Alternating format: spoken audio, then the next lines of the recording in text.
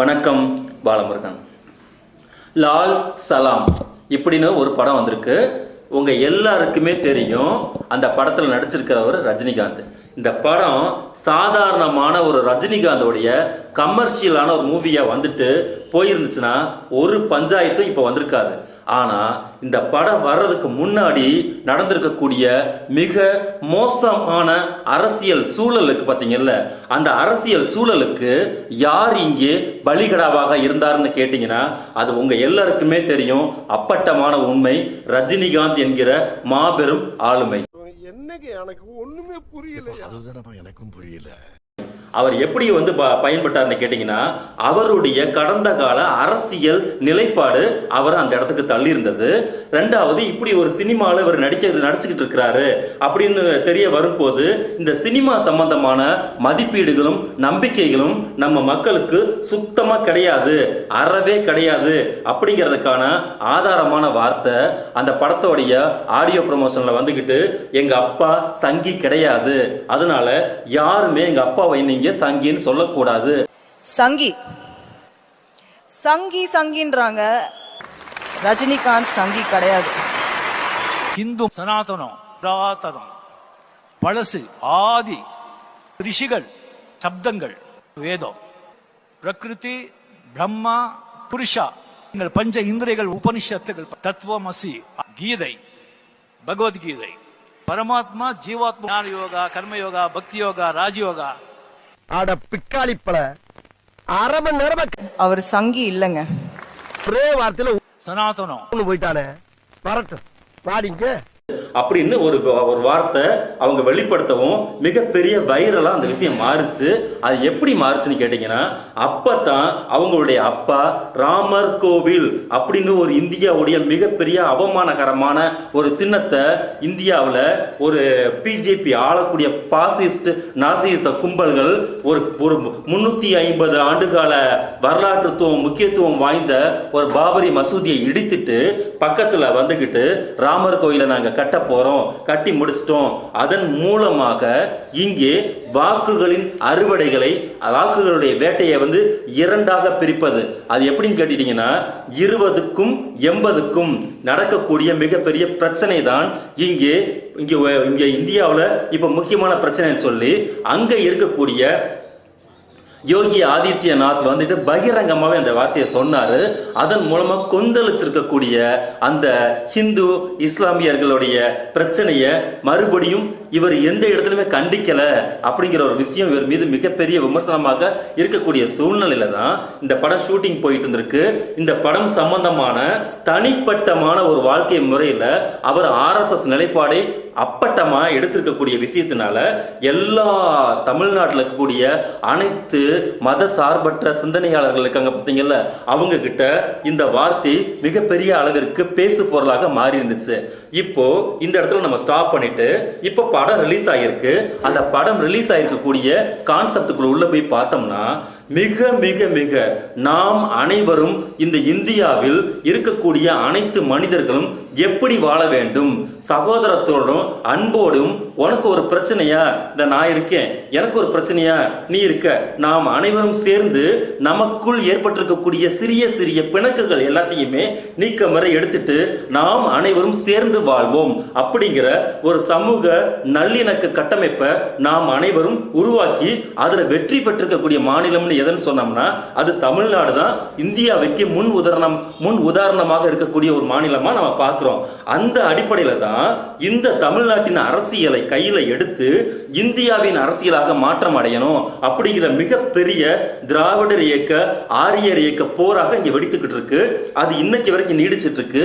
அதுலதான் இந்த ரஜினிகாந்த் அப்படிங்கிற தனிப்பட்ட ரஜினிக்கும் இந்த லால் சலாம்ல இருக்கக்கூடிய இந்த கேரக்டருக்கும் இருக்கக்கூடிய முரணா நம்ம பார்க்கக்கூடிய விஷயமா பார்க்கிறோம். இதுல என்ன சொல்லப்பட்டிருக்குன்னு கேட்டீங்கன்னா, இந்து முஸ்லிம் பிரச்சனைகளுக்கு இங்கு தூபம் போடக்கூடிய ஹிந்துத்துவவாதிகள் தான் இங்க பெரிய பிரச்சனைக்குரியவரா இருக்கிறாரு ஆனா இந்த படம் எங்க இருந்து வந்திருக்குன்னு கேட்டீங்கன்னா தமிழ்நாட்டுக்கு வந்திருக்கு. பேன் இந்தியா மூவியா இன்னும் வெளியில வரல. ஆனா இந்த படம் வடநாடுகள்ல திரையிடப்பட்டா ரஜினிகாந்தோடைய இமேஜ் எந்த அளவுக்கு டேமேஜ் ஆகும், எந்த அளவுக்கு RSS சங் பரிவார் கும்பல், பிஜேபி கார இந்த வானர படைகள் எல்லாமே இந்த படத்துக்கு கடுமையான எதிர்ப்பை முன்வைப்பார்கள் அப்படிங்கிற ஒரு விஷயத்தை வந்துகிட்டு வெளியில சொல்ல வேண்டிய அவசியமே கிடையாது. 100% நாம் இங்கே என்ன கருத்தியலை முன்வைக்கிறோம், நமக்கு தேவை இந்துக்களும் இஸ்லாமியர்களும் சொல்லக்கூடிய மதத்தால் வெவ்வேறு மதத்தை நம்ம ஃபாலோ பண்ணினாலும் அடிப்படையில் நாம் அனைவரும் ஒரு தாய் பிள்ளைகள் அப்படிங்கிற பேசிக் கான்செப்டை முன்னிலைப்படுத்தக்கூடிய படமா தான் இந்த படம் வந்திருக்கு. அதனால நாம என்ன சொல்ல வரோம்னா, தனிப்பட்ட முறையில் என் அப்பாவை சங்கி என்று சொல்லாதீர்கள்னு மேடையில் சொன்ன ஐஸ்வர்யா அவர்களுக்கு முன்பு இப்போதும் நாம் சொல்லக்கூடிய வார்த்தை தனிப்பட்ட ரஜினிகாந்த் அவர்களின் நிலைப்பாடின் கருதி ஒவ்வொரு முறையும் அவர் வந்துட்டு சங்கி என்கிற ஆதார ஸ்ருதியை நோக்கி அவர் நகர்ந்து கொண்டேதான் இருக்கின்றார். ஆகையால் இப்போதும் நாங்கள் சொல்வோம், உங்களது அப்பா சங்கியின் நிலைப்பாட்டில் தான் இருக்கிறார், அதுல மாற்று கருத்தே கிடையாது. ஆனால் திரைப்படம் என்று ஒன்று வரும்போது திரைப்படத்தில் அந்த ரஜினிகாந்த் ஏற்றிருக்கக்கூடிய கேரக்டர் நேர்மையாக திரை மொழியின் வழியாக நாம் இங்கே தமிழ்நாட்டில் என்ன கருத்தியலை உங்களிடம் முன்வைக்கிறோம் என்றால் அந்த கருத்தியலை அப்படியே பகிரங்கமாக ஏற்றுக்கொண்டு இந்த சமத்துவ கருத்தியல் தான் மனித குலத்திற்கு ஆதரவானது, மனித குலத்தையே வரவேற்கும், மனித குலத்தையே வாழ வைக்கும் அப்படிங்கிற கருத்தை நீங்கள் ஏற்றுக்கொண்டு சினிமாவில் நடித்து அதன் மூலமாக பணம் சம்பாதித்துக் கொள்ளலாம், அதன் மூலமாக நீங்கள் வெற்றியை அடையலாம்னா தவறே கிடையாது. ஆனால் இந்த தமிழ் சமூகத்துக்கும் ஏன் இந்திய சமூகத்துக்கும் ஏன் இந்த உலகத்துக்கே நமக்கு தேவை ஒற்றுமை உணர்ச்சி, மதத்தின் அடிப்படையில் வேற்றுமை சிந்தனை இருக்கக்கூடாது அப்படிங்கிற ஒரு உயரிய கோட்பாடை நீங்கள் நடிப்பிற்காகவாவது இந்த நேரத்தில் இந்த படத்தை எடுத்துட்டு வந்து நம் மீது ஏற்பட்டிருக்கக்கூடிய தனிப்பட்ட களங்கங்களை போக்குவதற்கு இப்படி ஒரு படத்தை முன்வைத்து ஒரு கழிவிறக்கம் தேடிக்கொள்கிறோம் அப்படிங்கிற நிலைப்பாட்டில் கூட இந்த படத்தை எடுத்திருந்தீங்கனாலும் வரவேற்க தகுந்த ஒரு விஷயம்தான். ஏன்னா எந்த இடத்திலையுமே ஒரு லால் சலாம்ல நடிச்சிருக்கக்கூடிய இந்த ரஜினிகாந்தோடைய கேரக்டர் வந்து மாசு தவறான ஒரு கருத்தியலை முன்வைக்கவே இல்லை. ஒரு இஸ்லாமிய கோட்பாடின் அடிப்படையில் ஒரு இஸ்லாமியன் தனது வாழ்வியலை எவ்வாறு நெறிப்படுத்திக் கொள்ள முடியும், தீங்கு செய்வது பேராசை கொண்ட ஒரு இஸ்லாமியனாக இருந்தாலும் நீ செய்வது தவறு, ஒரு நேர்மைக்கு உட்பட்டு, மதத்துக்கு உட்பட்டு, வாழ்வியலுக்கு உட்பட்டு, கௌரவத்துக்கு உட்பட்டு, ஒரு மனித தன்மைக்கு உட்பட்டு ஒரு மனிதன் வாழ வேண்டும். அதற்கு மதம் உதவி செய்கிறது என்றால் அந்த மதத்தை நாம் ஏற்றுக்கொள்ளலாம் அப்படிங்கிற இஸ்லாமிய கோட்பாடை மிகவும் தெளிவாக தெள்ளம் தெளிவாக வந்துகிட்டு அவர் ஏற்றுக்கொண்டு பின்னாடி ஸ்கிரிப்ட் எல்லாம் ப்ராப்பரா அவங்க ரெடி பண்ணி கொடுத்து இந்த காலகட்டத்தில் இந்த படம் வந்திருக்கு. இந்த படம் தமிழ்நாட்டில் வந்திருப்பதற்கான முக்கியமான காரணம் என்னன்னு கேட்டீங்கன்னா, இங்கே இருக்கக்கூடிய தமிழர்களாகிய நன்றாக தெரிந்து கொள்ள வேண்டிய முக்கியமான விஷயம், இங்கே இருக்கக்கூடிய இந்துக்களாக இருக்கக்கூடிய, இங்கே இருக்கக்கூடிய இஸ்லாமியர்களாக இருக்கக்கூடிய, இங்கே இருக்கக்கூடிய கிறிஸ்தவர்களாக இருக்கக்கூடிய அப்படி நம்ம இங்கே யாருமே பார்க்க கிடையாது.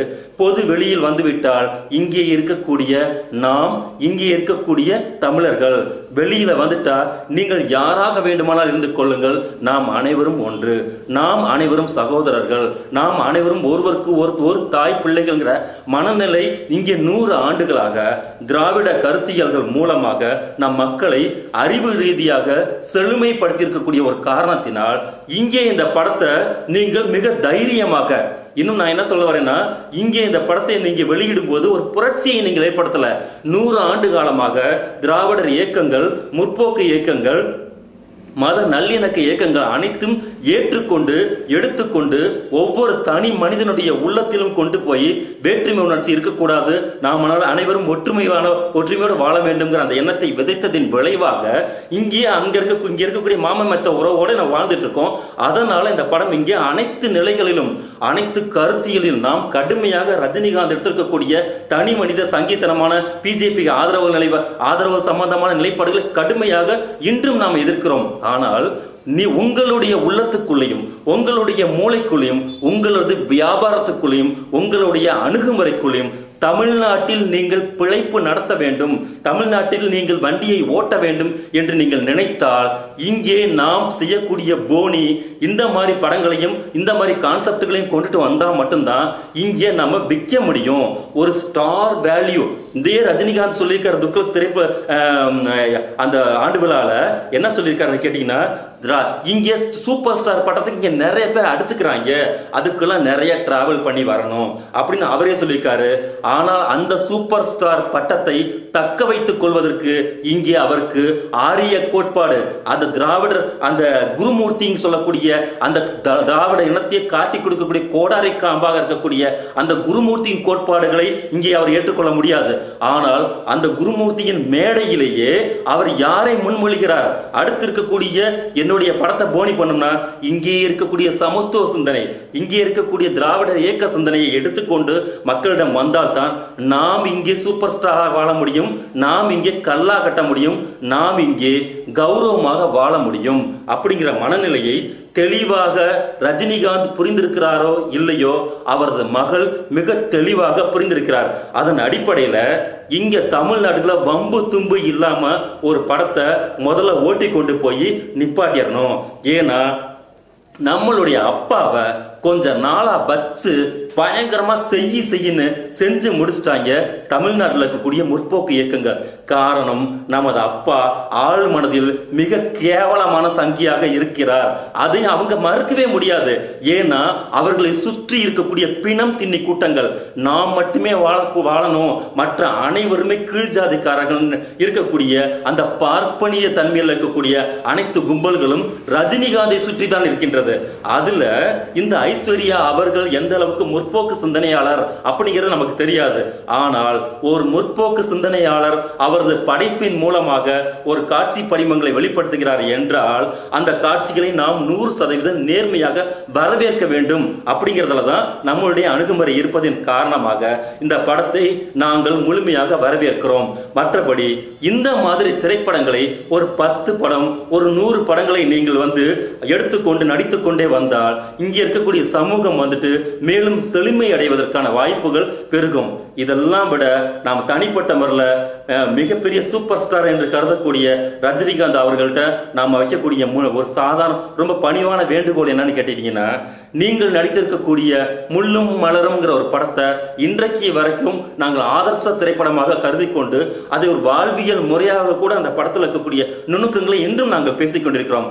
அந்த ரஜினிகாந்த் தான் உங்கள்கிட்ட கேட்கக்கூடியது, நீங்கள் ஆழ் மனதில் ஒரு சங்கியாகத்தான் வாழ்கிறீர்கள், நீங்கள் ஆழ் மனதில் சங்குகளின் கூடாரத்தில் சிக்கி பிணைந்து கிடக்கிறீர்கள், நீங்கள் ஆழ் மனதில் சங்கி RSS பிஜேபியுடைய மிகப்பெரிய குரூரமான அஜெண்டாவை புரிந்து வைத்திருக்கிறீர்கள். நீங்கள் நேர்மையாளர்களாக இந்த இந்தியாவில் மிகப்பெரிய சூப்பர் ஸ்டாராக நீங்க வாழ்ந்து கொண்டிருக்கக்கூடிய ஒரு மனிதர் முதலில் தைரியமாக, நான் உங்கள் மகள் உங்களுக்கு சர்டிபிகேட் கொடுத்தாங்க, எங்க அப்பா சங்கி கிடையாதுன்னு நீங்க அறிவிச்சிட்டு வாங்க, இங்கே நான் பார்ப்பன அடிமை கிடையாது, பார்ப்பனியத்தை ஒரு பொழுதும் நான் ஏற்றுக்கொள்ள மாட்டேன், சமத்துவ சிந்தனைக்காக நான் பாடுபடுவேன் அப்படின்னு சொல்லி வெளியில பகிரங்கமா பேசுங்க. ஏன்னு கேட்டீங்கன்னா, நீங்க சினிமாவில் பேசி அதன் மூலமாக பெறக்கூடிய வருமானம் ஒரு சினிமா அப்படிங்கிற கட்டமைப்பை தாண்டி இங்கே இருக்கக்கூடிய ரஜினிகாந்த் அப்படி அவர்களிடம் இருக்கக்கூடிய அரசியல் நிலைப்பாடை ஒவ்வொரு மனிதனும் இங்கே எதிர்பார்க்கிறான். அந்த எதிர்பார்ப்பு மிக மிக மிக மிக அவசியமானது. ஏன்னு கேட்டீங்கன்னா, நீங்க தான் சொல்லியிருக்கீங்க, எங்களுக்கு ஒரு சிறிய ஒரு வேர்வை துளிக்கு தங்க காசுகளை வழங்கிய தமிழன் என்று. ஆகையால் அந்த தங்க காசுகளை வழங்கிய தமிழனுக்கு நீங்கள் துரோகத்தை செய்யாமல் உங்களது இருப்பை வெளிக்காட்டுவது திரைப்படத்தில் மட்டுமல்ல, உங்களது நேர்மையான வாழ்விலும் என்பதை இதன் மூலமாக உங்களிடம் நாங்கள் தெரிவித்துக் கொள்கிறோம். இதன் இன்றைய அதாவது லால் சலாம் படம் அனைவருமே தியேட்டர்ல போய் பாருங்க. வேற எந்த விதமான கருத்துக்களையும் நம்ம முன்வைக்க வேண்டியதில்லை. அந்த படம் வைத்திருக்கக்கூடிய கருத்தியலை அப்படியே நாம் ஏற்றுக்கொள்வோம். அது நம் வாழ்க்கைக்கு நேரடியாக உதவி செய்தால் அதையும் நாம் ஏற்றுக்கொள்வோம். லால் சலாம், சல்யூட். ஆரம்பிக்கலாம்.